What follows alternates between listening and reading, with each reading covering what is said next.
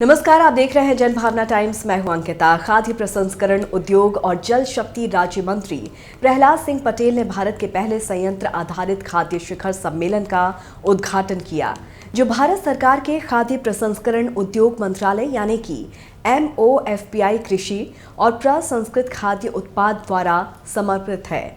निर्यात विकास प्राधिकरण यानी कि एपीडा समिट का आयोजन plant based food industry association PBFIA और गुड फूड इंस्टीट्यूट इंडिया यानी कि GFI इंडिया के द्वारा नई दिल्ली में किया गया। इस शिखर सम्मेलन में खाद्य प्रसंस्करण उद्योग और जल शक्ति राज्य मंत्री प्रहलाद सिंह पटेल ने कहा कि मैं इस आयोजन की शानदार सफलता के लिए बधाई देता हूं, जिसमें सभी हितधारकों की भागीदारी है, जो हमारे लिए बेहद फायदेमंद है।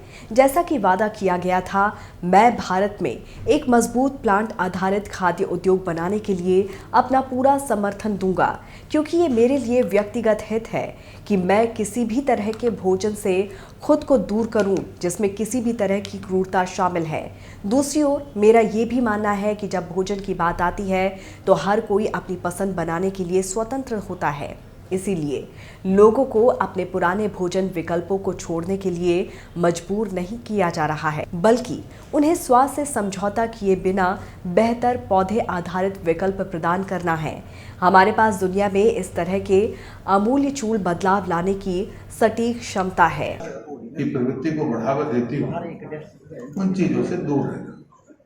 छत्री होने के बाद इन बातों पर अमल करना, जिसके घर में शस्त्रागार हो और वो इन बातों पर सोचने लगे। लेकिन ये दोनों चीजें साथ चल सकती है, इसका मैं उदाहरण हूं।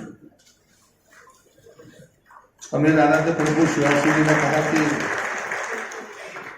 जीव जीव आहार नहीं, जीव जीव आधार। कहना आसान है,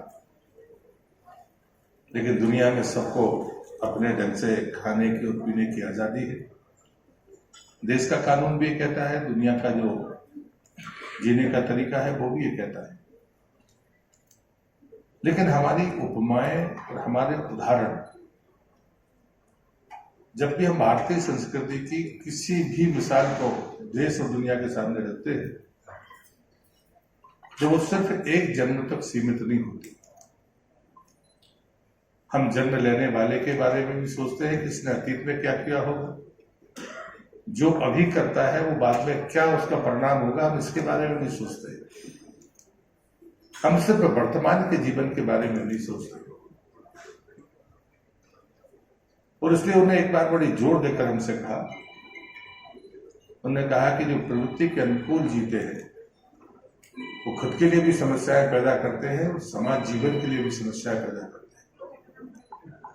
लेकिन जो प्रकृति के अनुकूल जीते हैं वो खुद को भी मजबूत करते हैं और देश और दुनिया में एक बड़ी ताकत के साथ खड़े होते हैं। अब इससे भी कई बार लोग कहते हैं ये कष्ट है। ये कष्ट शारीरिक हो सकता है, कुछ समय पर तिरस्कार का हो सकता है, लेकिन आने वाली पीढ़ी के सर्वाइवल के लिए, आने वाली पीढ़ी के सुखद और संतुलित जीवन के लिए कुछ चीजें हमें छोड़नी होंगी, तब जाकर वो सर्वाइवल होगा। आपके अपने पास में कोई विकल्प ही ना हो, हम नहीं कर सकते। और मैं भी देखता हूं कि अभी अगला साल मोटे अनाज का वर्ष दुनिया ने घोषित किया है, लेकिन मोटा अनाज आएगा कहां से? एक तरफ कोरोना, एक तरफ चलते हुए युद्ध, दुनिया अशांत भाव में, उत्पादन कहां से करेंगे? जो उत्पादन करने वाले देश हैं उसमें भारत का हिस्सा 40%। लेकिन हम भी कैश क्रॉप की तरफ जा रहे हैं। बढ़ती आबादी, जनसंख्या का घनत्व, उन सब कारणों से उस मोटे अनाज की बजाय हम कैश क्रॉप की तरफ जा रहे हैं।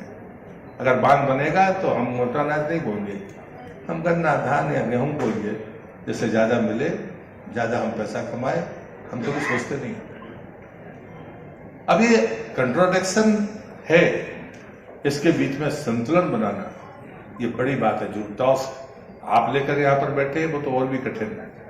हमारी भारतीय परंपराओं में से अनेक अवसर है, अनेक ऐसी धाराएं हैं जो हमको आहार के संयम की तरफ पूरी ताकत के साथ अपने धार्मिक मान्यताओं की दृष्टि से, बाकी दृष्टि से करती है।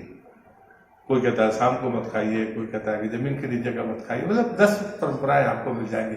वैष्णव परंपरा और भी है जो और भी कठोरता के साथ कहती है, वो तो मांस से ज्यादा खराब लहसुन प्याज को मानती है। हो सकता है, हम इस बहस में नहीं पढ़ना चाहते, लेकिन अगर हम इन बातों को मानते हैं, लेकिन ये सच है कि कोई भी भारत की धरती पर पैदा हुआ कोई भी धर्म हो या दुनिया का धर्म, वो उपवास को सब अच्छा मानते हैं। खाली पेट रहकर साधने करने वाली प्रवृत्ति को सब अच्छा मानते हैं। हमें रिसर्च किस नाते करना, हमें कुछ नहीं करना। जो हमारे पुराने लोग अपने ढंग से बनाते रहे हैं, उनको कंटेंट को एक बार प्रमाणिकता के साथ लिखना। किसी को खाना है तो खाएगा, नहीं खाना तो नहीं खाएगा, लेकिन जो उसमें लिखा है वो 100% सही है।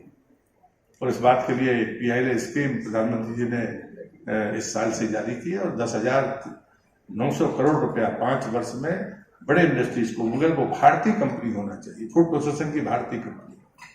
हम तो अभी नए हैं, हमारा तो अभी चलना शुरू हुआ है, लेकिन जो पहले से काम करने वाले लोग हैं, वो दुनिया में कोई भारतीय कंपनी अपना नाम रोशन कर सकती है क्या? और इसलिए मुझे लगता है कि आने वाला समय इस उद्योग के लिए बहुत महत्वपूर्ण समय है।